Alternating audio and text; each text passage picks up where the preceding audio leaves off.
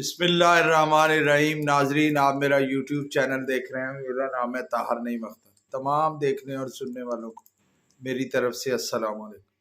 मैं Facebook page पे भी हूँ। देखिए, कल कौमी असम्बली में वो रिज़र्व सीटें ख़वातीन और अक़लियत की जिसके बारे में पेशावर हाई कोर्ट के फुल बेंच ने लार्जर बेंच ने स्टे ऑर्डर जारी किया था कि उनसे हलफ ना लिया जाए और पर्टिकुलर अल्फाज में जो है वो मना किया गया, उनसे हलफ ले लिया गया। अपोजिशन ने बात समझाने की कोशिश की स्पीकर अय्याज सादिक साहब को। अटॉर्नी जनरल ने भी अपने दलाइल देने की कोशिश की। हर दो फरीकैन को सुनने के बाद मोहतरम अय्याज सादिक साहब स्पीकर कौमी असम्बली पाकिस्तान ने उनका हलफ ले लिया।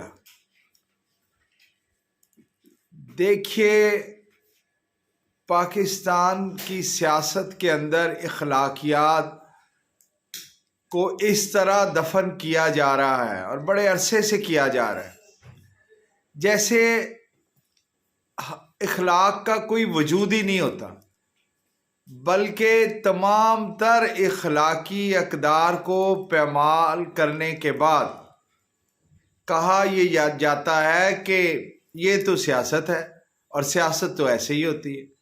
देखें जी, ये तो हमारी सियासी बात है, बल्कि सियासी रहनुमा जो सियासी जमातों के रहनुमा हैं वो ये कहते हैं कि वो जो बात हमने की थी वो तो हमारी सियासी बात है और ये जो हमारा बयान है ये हमारा सियासी बयान है, जिसका सच के साथ दूर दूर का भी कोई ताल्लुक वास्ता नहीं होता।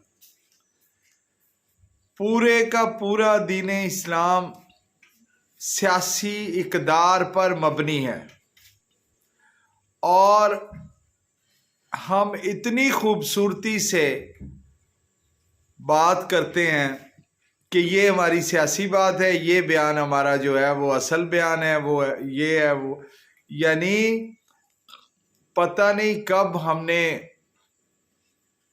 पाकिस्तान में हकीकी इखलाकी अक़दार को लाना है।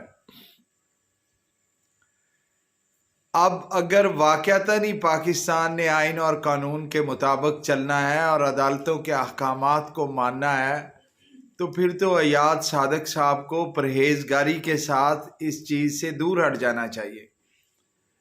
लेकिन नहीं, दूसरे की सीटें छीनना, वो बड़ी खूबसूरत बात की अपोजिशन के एक रहनुमा ने कि इनका पेट नहीं भरता।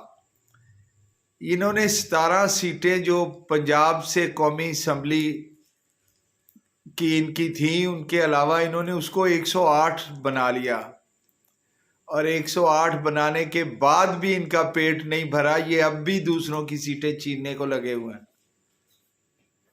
और ऊपर से इलेक्शन कमीशन जो है वो बस क्या कहा जाए।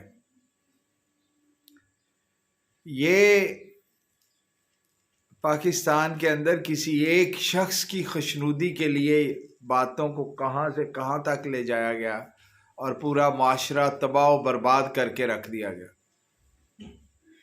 अदालती अहकामात का अगर अदारों ने हुक्म नहीं मानना तो फिर नीचे पब्लिक कैसे मानेगी। और हमेशा से ही आइन और कानून एक ऐसी चीज़ होती है कि जिसको एक अखलाकी बरतरी हासिल होती है। उसके तमाम अहकामात जो है वो इसलिए माने जाते हैं कि अगर ना माने गए तो होगा क्या, अनारकी फैलेगी, तबाही बर्बादी आएगी, नज़्म ज़ब्त जो है वो डिस्टॉर्ट होके रह जाएगा। लेकिन किसी की कान पे जूं तक नहीं रेंगती। पता नहीं किसने कहाँ ये फैसला किया था कि नून लीग को लाना है, पीपल्स पार्टी को लाना है, फलां को सदर बनाना है। ये पहले से ही लिफाफे में लिख के रख लेते हैं और फिर उसके बाद उस पर काम शुरू हो जाता है। तो फिर अवाम को ज़रा दरिया बुर्द कर दें, उठाएं सबको जहाज़ भर भर के और समुंदर में फेंक दें। ये खुद ही असम्बली में ये जो बैठ जाएं और अपनी बात करें। ना यहाँ अवामी मैंडेट की कोई वैल्यू है और ना कोई इस पे बात करने के लिए तैयार है, ना यहाँ कोई इखलाकी वैल्यूज़ हैं। अब तो हर चीज़ जो है वो सिर्फ और सिर्फ ताकत के बलबूते पर हो रही कि मैं यहाँ एक शख्स ऐसे चाहता है तो ऐसे ही कर दिया जाए। पूरी पाकिस्तान में 25 करोड़ अवाम को अपना गुलाम बनाया हुआ है और वो ठीक फिर कैदी नंबर 804 जो है वो कहता है कि ये इलेक्शन गुलामी नामंजूर के नाम पर है और वो आज़ादी के लिए जदोजहद कर रहा है और अवाम उसके साथ निकले हुए हैं।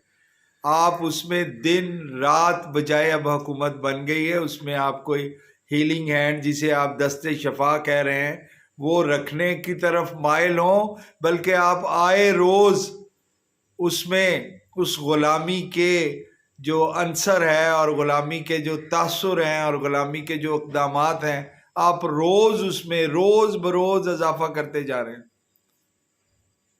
और वो ठीक कहा है आमर डोगर वो MNA ने जो वहाँ से है मुल्तान से कि आपका पेट नहीं भरता, आपको सारी सीटें भी कौमी असम्बली की मिल जाएं, फिर भी आपने कहना है कि हमने पार्लियामेंट का इजलास अब छत पे चढ़ के किया करेंगे। बहुत मेहरबानी, बहुत शुक्रिया, गौर फरमाइए।